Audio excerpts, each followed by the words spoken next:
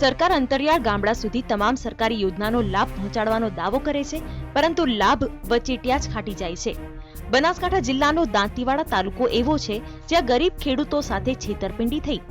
અભણ ખેડૂતોને છેતરીને ફુવારા પદ્ધતિની સિંચાઈ માટેની સબસિડી ચાઉ કરી લેવાઈ। ખેડૂતને એવી લાલચ અપાઈ હતી કે તેમને ઘર મળશે અને તેમના દસ્તાવેજો લઈને ફુવારાની સબસિડી લઈ લીધી। જો કે સબસિડીનો લાભ વચેટિયા ખાઈ ગયા। खोटी सही सिक्का लेन आखो लेन जातो रहो फवारा मारे सब्सिडी लेन जातो रहो लाइट बिल कोई पेलू मरे है नहीं लाइट बीजी नहीं तो आखो फवारा बीजा लेन जातो रहो અને વેસી કાઢી। TV9 ગુજરાતીની YouTube ચેનલને સબસ્ક્રાઇબ કરો અને બેલ બટન જરૂરથી દબાવો જેથી દરેક વિડિયોના નોટિફિકેશન તમને મળતા રહે। મારા ખેતર માથે ફુવારા લીધા વેસી ખાધા અને રૂપિયા મેઘણી સાહેબ માને ગરીબ લોકોને દેરાવો સરકાર મા બાપે અને મોરે માથે લઈ અને હારી માદેવે ભાઈએ ખાઈ લીધું। સરકારી ચોપડે તો આ ખેડૂતનું ખેતર સબસિડી પ્રાપ્ત ફુવારાવાળું દર્શાવાયું, પરંતુ ના આ ખેડૂત પાસે ફુવારા છે ના સબસિડી। આશ્ચર્યની વાત તો એ છે કે આ ખેડૂતના ખેતરમાં વીજળી જ નથી તો ફુવારા આવે જ કેવી રીતે? ખેડૂતને અંધારામાં રાખીને સરકારી ભાવે સબસિડી લઈ બજારમાં વેચી દેવાઈ હોવાનો આરોપ છે।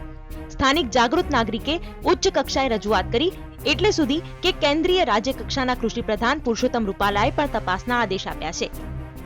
મારા કાકા હતા અભણ, એમના જોડે આધાર કાર્ડ લીધું, બેંક પાસ કોપી લીધી, પાસપોર્ટ લીધા અને અંગૂઠાની સહી લીધી, પ્રિન્ટ ઉપર સહી લીધી અને કાગળમાં અંગૂઠા લીધા। આખું કુંભાડ એવું છે કે ડેરી અને હરિયાવાડા અને વાવદરા આમાં પંચાયતના પટાળા તરીકે મહાદેવભાઈ આ જે મોટું મસ્ત મોટું કુંભાડ કર્યું છે। આના માટે મેં દાંતીવાડા PSI SP સાહેબ અને રૂપાલાજી માનનીય મંત્રી ભારત સરકારને પણ રજૂઆત કરી છે અને આની તટસ્થ તપાસ થવી જોઈએ અને ગરીબોને એનો લાભ મળવો જોઈએ। ગુજરાત ગ્રીન રેવોલ્યુશન કંપનીને સરકારે ફુવારાની સબસિડી માટે નિયુક્ત કરી છે। જો કે આ કૌભાંડ મામલે આ કંપની કે કોઈ પણ અધિકારી બોલવા તૈયાર નથી।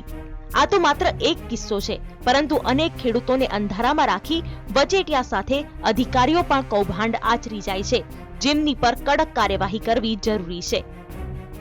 અંતરિયાળ વિસ્તારોમાં ખોટા દસ્તાવેજના આધારે ખેડૂતોના નામે ફુવારા પણ લેવામાં આવ્યા અને તેની સબસિડી પણ ચાઉ કરવામાં આવી।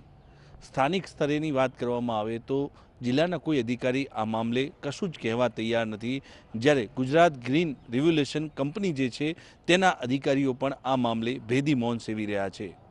પરંતુ સવાલ એ છે કે જ્યાં જગતનો તાત છેતરાયો છે તેને આખરે ન્યાય કોણ અપાવશે? કુલદીપ પરમાર, TV9 બનાસકાંઠા। TV9 ગુજરાતીની YouTube ચેનલને સબસ્ક્રાઇબ કરો અને બેલ બટન જરૂરથી દબાવો જેથી દરેક વિડિયોના નોટિફિકેશન તમને મળતા રહે।